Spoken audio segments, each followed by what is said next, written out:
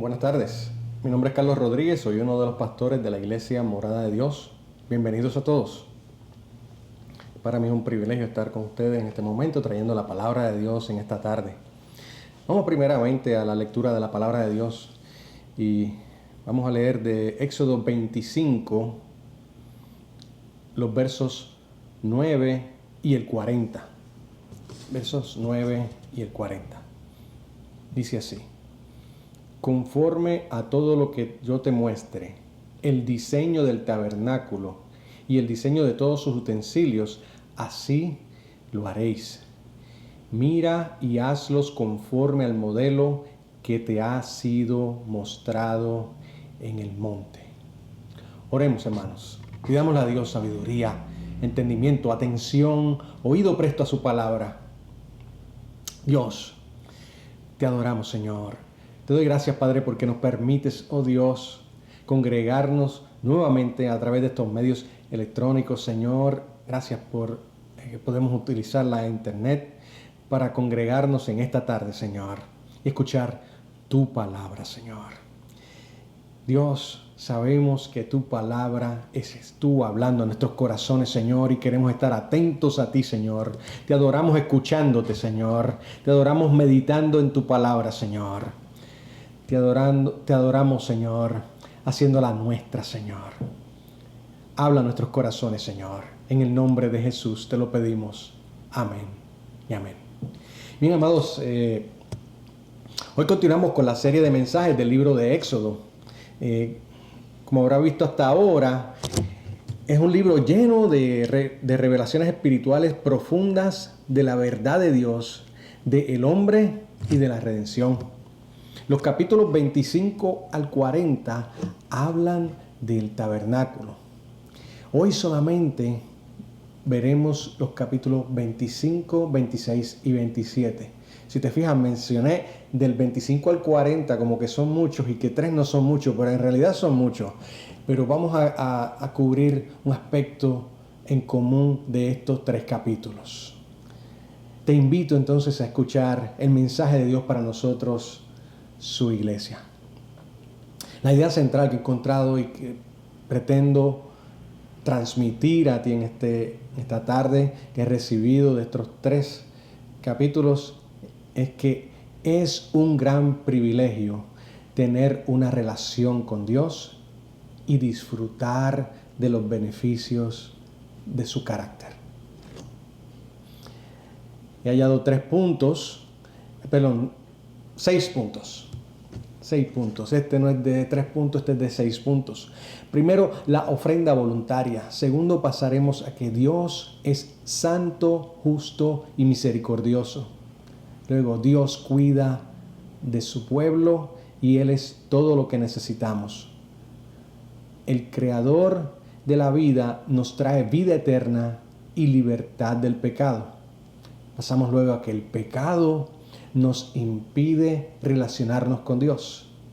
Y finalmente, sin derramamiento de sangre no hay remisión de pecados. Así que pasemos sin demora al punto número 1, la ofrenda voluntaria, como comienza el capítulo 25. Y primeramente, ¿qué es un tabernáculo? No voy a asumir que todo el mundo sabe que es un tabernáculo, pero es posible que alguien no sepa qué es un tabernáculo. Pues un tabernáculo es una tienda, un lugar portátil de habitar, una casa de campaña. Los israelitas en ese entonces, si recuerdan, pues eran un pueblo nómada en el desierto y vivían en tiendas o casetas. Dios también tendría ahora su propia tienda, pero una especial distinta a todos los demás. Era el lugar de encuentro entre Dios y su pueblo. Era el lugar de adoración. Entonces Dios tenía todo el derecho de establecer cómo allegarse a Él, nosotros, o su pueblo, y cómo nosotros también adorarle. Por eso Dios fue muy detallado en el diseño de su tabernáculo. Todo tenía un significado, hermano. Era símbolo de algo del carácter de Dios y de su plan de salvación al hombre. Si recuerdan, la semana pasada Pastor Héctor nos predicó del capítulo 24, donde vimos un servicio de adoración a Dios. Tuvo 4 partes: el llamado a la oración, la lectura de la palabra, la confesión de fe y compromiso de obediencia y la cena del Señor. El capítulo 24 termina con Dios llamando entonces a Moisés desde el medio de la nube en el monte, y dice así Éxodo 24, 18. Y entró Moisés en medio de la nube y subió al monte, y estuvo Moisés en el monte 40 días y 40 noches. Amado, durante 40 días le mostró a Moisés, Dios, todo el diseño del tabernáculo. Parece que se le había olvidado a Dios antes de los 40 días tomar la ofrenda del servicio de adoración que habían tenido. Y ahora lo hace en el capítulo 25. Y comenzamos con el capítulo 25, versos, voy a leer solamente el 1, el 2 y el 8. Y dice, Jehová habló a Moisés diciendo, di a los hijos de Israel que tomen para mí ofrenda. De todo varón que la diere de su voluntad, de corazón tomaréis mi ofrenda. Y harán un santuario para mí, y habitaré en medio de ellos. Vemos que Dios pidió una ofrenda voluntaria, específicamente voluntaria. Dar a Dios es un acto de adoración, hermanos. Un verdadero adorador lo hace voluntariamente, desde el corazón, desde donde surgen nuestros deseos y la voluntad propia. Adoramos a Dios con nuestros bienes, reconociendo que Él es el dueño de todo. Él es quien me dio para yo poder adorarle. Qué hermoso, ¿verdad? Y qué profundo eso. Es profundamente hermoso ver que dentro de la soberanía de Dios, el hombre se rinde voluntariamente y le adora de corazón. Cuando Dios se revela al hombre, entonces éste puede contemplar su grandeza en santidad, amor y misericordia, e irresistiblemente se humilla y le adora de corazón. Aleluya. Pasemos entonces al punto número 2. Dios es santo, justo y misericordioso. Leamos primero Éxodo 25, del 10 al 22. Harán también un arca de madera de acacia, cuya longitud será de 2 codos y medio, su anchura de codo y medio, su altura de codo y medio. Y la cubrirás de oro puro por dentro y por fuera, y harás sobre ella una cornisa de oro alrededor. Fundirás para ella 4 anillos de oro, para que pondrás en sus 4 esquinas, 2 anillos a un lado de ella y 2 anillos al otro lado. Harás unas varas de madera de acacia, las cuales cubrirás de oro, y meterás las varas por los anillos a los lados del arca, para llevar el arca con ellas. Las varas quedarán en los anillos del arca, no se quitarán de ella. Y pondrás en el arca el testimonio que yo te daré. Y harás un propiciatorio de oro fino, cuya longitud será de 2 codos y medio y su anchura de codo y medio. Harás también 2 querubines de oro, labrados a martillo. Los harás en los extremos del propiciatorio. Harás pues un querubín en un extremo y un querubín en el otro extremo. De una pieza con el propiciatorio harás los querubines en sus 2 extremos. Los querubines se extenderán por encima las alas, cubriendo con sus alas el propiciatorio. Sus rostros el uno frente al otro, mirando al propiciatorio los rostros de los querubines. Y pondrás el propiciatorio encima del arca, y en el arca pondrás el testimonio que yo te daré. Y de allí me declararé a ti y hablaré contigo de sobre el propiciatorio, de entre los dos querubines que están sobre el arca del testimonio, todo lo que yo te mandare para los hijos de Israel. Gracias a Dios por su palabra nuevamente. Es interesante ver que Dios comienza el diseño del tabernáculo, su casa, con un mueble y no con las paredes. Solamente un buen diseñador hace eso y puede desarrollar un diseño de un edificio alrededor de un mueble. Lo más importante era el arca del testimonio, hermanos, también conocido como el arca del pacto. El tabernáculo tenía el propósito de Dios de relacionarse con su pueblo. El arca representaba la presencia de Dios. Esta caja rectangular, que es lo que significa arca, caja, de madera forrada de oro, no se podía tocar. Nadie podía tocarla con sus manos. Era algo sagrado, la presencia de Dios. Esta caja rectangular tenía también, por eso, 2 barras laterales a modo de transportación. Dentro de la caja iba el testimonio del pacto de Dios con su pueblo, las tablas de la ley. La tapa, una plancha de oro puro con 2 querubines a los extremos, mientras miraban hacia la plancha del propiciatorio. La presencia de querubines en esta pieza representaba la presencia de Dios en su trono.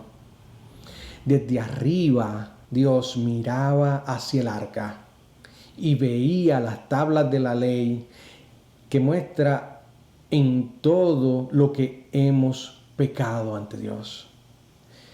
Dios es santo y justo, hermano, y tiene que castigar el pecado. Pero si al mirar el pecado encontraba la sangre de un sacrificio expiatorio en la plancha, entonces tenía misericordia y perdonaba. Dios también es amoroso y misericordioso, hermano. Y esta plancha también se le llamaba por eso el lugar de la misericordia. Sin sangre en el propiciatorio no hay propiciación, no hay perdón, no hay deuda paga.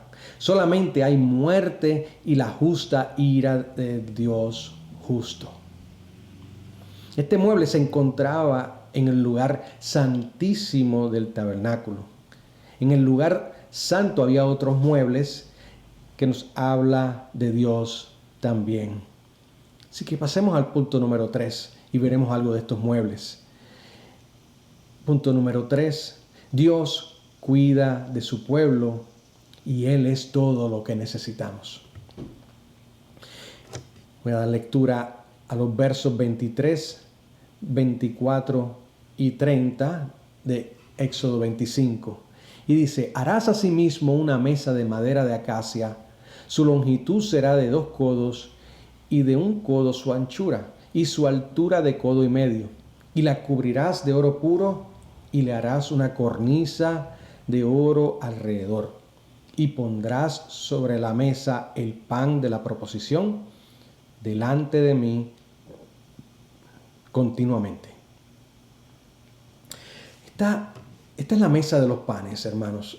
La mesa para los panes de la proposición era similar al arca del pacto, similar en el tamaño y en construcción, pero las varas de cargarla, de transportarla, eran removidas en este mueble, mientras que en el otro se quedaban siempre.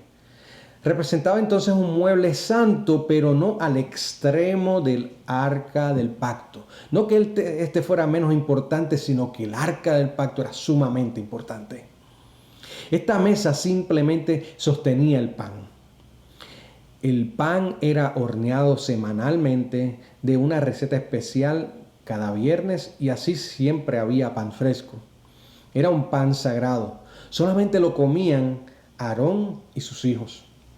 El pan no era para Dios, porque Dios es autosuficiente, como lo dice en Hechos 17:25. Ni es honrado por manos de hombres como si necesitase de algo, pues Él es quien da a todos vida y aliento y todas las cosas. Gloria a Dios. Al contrario, hermanos, nosotros sí dependemos de Dios en todo. Esto es lo que representa, entonces, la providencia divina al sostenernos. Salmo 104, versos 13 al 15, dicen: Él riega los montes desde sus aposentos, del fruto de sus obras se sacia la tierra. Él hace producir el heno para las bestias, la hierba para el servicio del hombre, sacando el pan de la tierra y el vino que alegra el corazón del hombre, el aceite que hace brillar el rostro y el pan que sustenta la vida del hombre. También Jesús, cuando oró para enseñarnos a orar, cuando los discípulos le preguntaron, enséñanos a orar, Jesús oró para enseñarnos y pidió al Padre por nuestras necesidades diarias. Dios hace provisión a su pueblo porque hizo un pacto y Él es fiel. Dios es fiel, hermanos. Salmo 111, 5 dice: ha dado alimento a los que le temen, para siempre se acordará de su pacto. 12 panes había sobre la mesa representando a todo su pueblo en la providencia. 12 panes representando las 12 tribus de Israel, su pueblo completo. También representaba la comunión con Dios cuando lo comían cada semana los sacerdotes. Lo comían ante la presencia de Dios en el lugar santo. Esto era un anticipo de lo que tú y yo hoy podemos hacer cuando celebramos la cena del Señor a la mesa con Jesús. El pan simboliza que Dios conoce y provee otras necesidades también, como darnos fuerzas en momentos difíciles, nos consuela, nos dirige y nunca falla. Pero la comunión con Dios sigue siendo nuestra mayor necesidad, más que la comida. Deuteronomio 8:3 nos dice: y te afligió y te hizo tener hambre y te sustentó con maná, comida que no conocías tú, ni tus padres la habían conocido, para hacerte saber que no solo de pan vivirá el hombre, mas de todo lo que sale de la boca de Jehová vivirá el hombre. La necesidad mayor, hermanos, es del pan espiritual. En su palabra es aprender a depender y confiar en Dios. Diariamente leerla, meditar en ella y hablar con Dios. Solamente Dios satisface nuestras almas, hermanos. Juan 6, versos 32, 33, 35 y 51 dicen: y Jesús les dijo: de cierto, os digo, no os dio Moisés el pan del cielo, mas mi Padre os da el verdadero pan del cielo, porque el pan del cielo es aquel que descendió del cielo y da vida al mundo. Jesús les dijo: yo soy el pan de vida, y el que a mí viene nunca tendrá hambre, y el que en mí cree no tendrá sed jamás. Yo soy el pan vivo, el que descendió del cielo. Si alguno comiere de este pan, vivirá para siempre. Y el pan que yo daré es mi carne, la cual yo daré por la vida del mundo. Es decir, hermanos, que solamente Cristo satisface eternamente el hambre de nuestras almas y nos trae a luz, dándonos también vida eterna. Y esto nos lleva al punto número 4. El Creador de la vida nos trae vida eterna y libertad del pecado. Y leemos en Éxodo 25 nuevamente, versos 31, 32 y 37. Harás también un candelero de oro puro, labrado a martillo se hará el candelero, su pie, su caña, sus copas, sus manzanas y sus flores serán de lo mismo. Y saldrán 6 brazos de sus lados, 3 brazos del candelero a un lado y 3 brazos al otro lado. Y le harás 7 lamparillas, las cuales encenderás para que alumbren hacia adelante. El tabernáculo, hermanos, el cual no hemos descrito completo aún, estaba cubierto completamente con cortinas. La única luz provenía del candelero, de esta pieza que hemos descrito. Estaba dentro del tabernáculo. La mesa de los panes que acabamos de describir hace un momento se encontraba al otro lado o a un lado del tabernáculo, mientras que el candelero estaba al lado opuesto frente a ella. El candelero era similar a una menora, que es el candelero símbolo del judaísmo, que lo vemos en todos los símbolos del judaísmo. Era de aproximadamente 5 pies de alto. Tenía 7 lámparas sostenidas al final de una caña central y 6 brazos laterales, 3 a cada lado. Además de alumbrar como uso práctico dentro del tabernáculo, simbolizaba la vida que hallamos en la presencia de Dios. La forma de árbol adornado con renuevos, flores y frutos representan el poder de Dios de dar vida. Salmos 36, 9 al comienzo dice: porque contigo está el manantial de la vida. También nos enseña que en Él no hay oscuridad, hermanos. Primera de Juan 1:5, segunda parte, dice: Dios es luz y no hay tinieblas en Él. Entonces, Él es la luz y la salvación. Salmos 27:1 dice: Jehová es mi luz y mi salvación. ¿De quién temeré? Jehová es la fortaleza de mi vida. ¿De quién he de atemorizarme? Es el Dios creador, fuente de vida, de luz y de la redención del hombre. Salmo 43:3. Envía tu luz y tu verdad. Estas me guiarán, me conducirán a tu santo monte y a tus moradas. Juan 1:4 así lo dice también: en Él estaba la vida y la vida era la luz de los hombres. Y también en Juan 5:21, porque como el Padre levanta a los muertos y les da vida, así también el Hijo a los que quiere da vida. Entonces, conocer a Jesús es vida eterna y es luz. Nos lo dice también en Juan 1:9. Aquella luz verdadera que alumbra a todo hombre venía a este mundo. Juan 9:5. Era tanto que estoy en el mundo, luz soy del mundo. Perdón, entre tanto que estoy en el mundo, luz soy del mundo. Quiere decir que vivir fuera de la presencia de Dios es vivir en tinieblas y estar muerto. Juan 3:19 nos dice: y esta es la condenación, que la luz vino al mundo y los hombres amaron más las tinieblas que la luz, porque sus obras eran malas.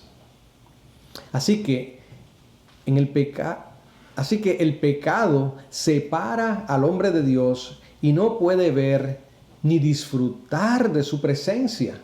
Está apartado de Dios. No puede verle ni disfrutar de Él. Ni disfrutar de Él como disfrutaba en el comienzo de la creación. ¿Y por qué? Punto número 5. El pecado nos impide relacionarnos con Dios. Solo vamos a ver unos versos del Éxodo 26. Vamos a leer el 1, el 7, 14, 31 y 36. Y dice: harás el tabernáculo de 10 cortinas de lino torcido, azul, púrpura y carmesí, y lo harás con querubines de obra primorosa. Harás asimismo cortinas de pelo de cabra para una cubierta sobre el tabernáculo, y 11 cortinas harás. Harás también a la tienda una cubierta de pieles de carneros teñidas de rojo y una cubierta de pieles de tejones encima. También harás un velo de azul, púrpura, carmesí y lino torcido. Será hecho de obra primorosa, con querubines. Harás para la puerta del tabernáculo una cortina de azul, púrpura, carmesí y lino torcido, obra de recamador. Estos muebles y utensilios que se encontraban dentro del tabernáculo, hermanos, estaban dentro del lugar santo y del lugar santísimo. El interior del tabernáculo representa la presencia de Dios. Era hermoso y especial. Estaba completamente cubierto por cortinas, primero la de lino fino en su interior, la cual estaba adornada con colores azul, púrpura, carmesí, y tenía también querubines. Tenía una obra hermosa que se veía desde su interior al mirar el techo. Y luego por pelo de cabras encima de ella, pieles de carneros y cuero de tejones. Por fuera no se veía nada de la belleza del interior del tabernáculo. En el principio de la creación, el hombre fue creado para vivir en comunión con Dios. Pero el pecado lo apartó de su presencia, del mismo modo que el tabernáculo estaba restringido. Pero también en el tabernáculo se nos muestra que tenía una sola puerta al lugar santo y para poder ver la belleza de su comunión. Y un velo que apartaba el lugar santísimo, donde solamente podía pasar el sumo sacerdote si traía consigo la sangre del altar para llevar al propiciatorio, al lugar de la misericordia, la plancha encima del arca del pacto. Esa sangre venía del altar de bronce, donde se sacrificaba un animal sustituyendo al hombre pecador.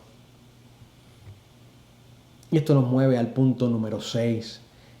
Y el punto número 6 dice: sin derramamiento de sangre no hay remisión de pecados.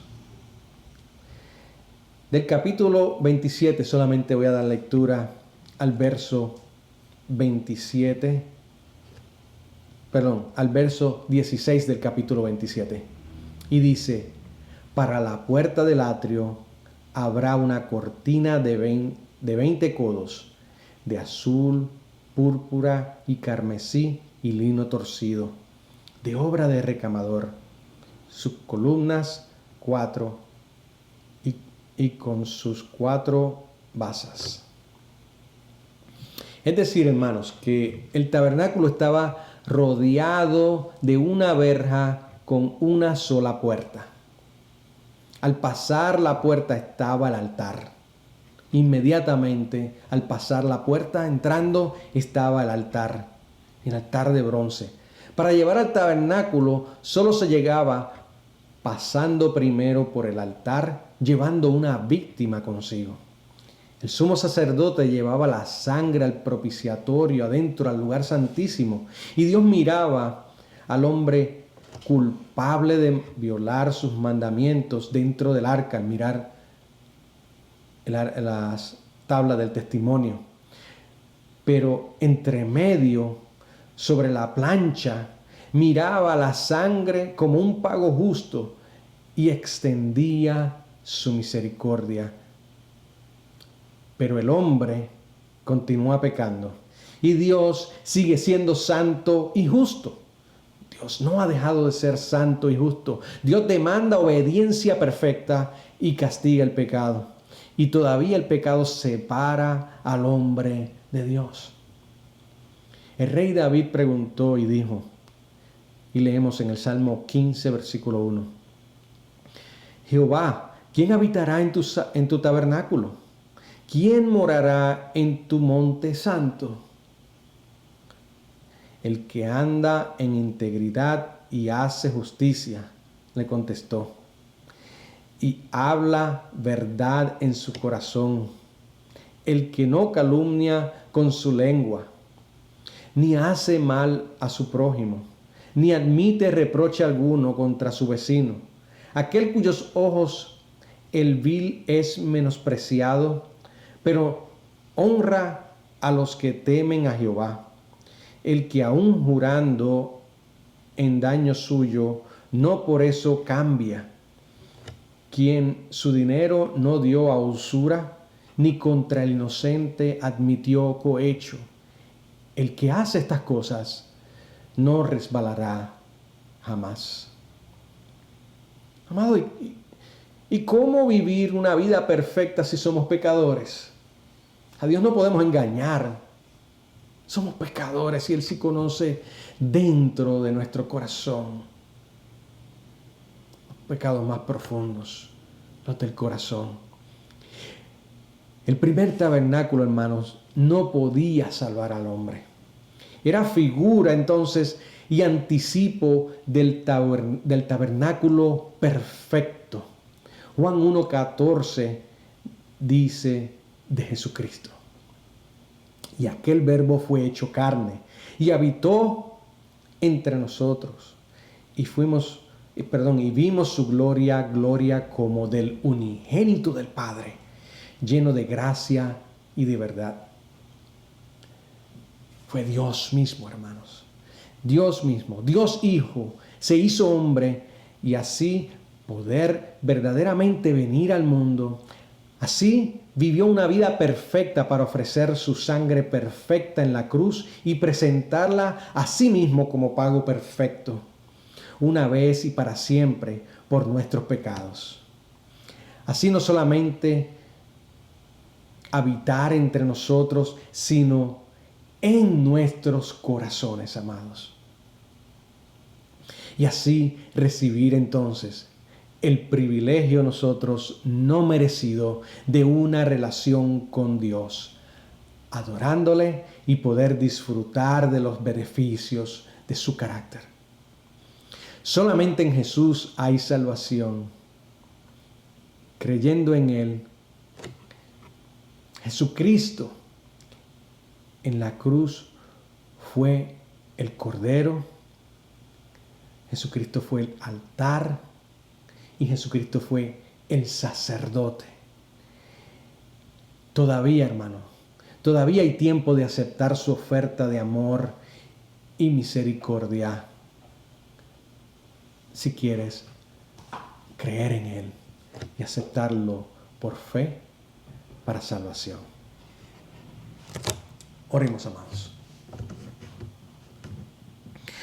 Dios eterno, ante ti estamos, Señor, atentos a tu voz, Señor, atentos a tu palabra, Señor, sentados alrededor tuyo, escuchándote como hacían los discípulos, Señor.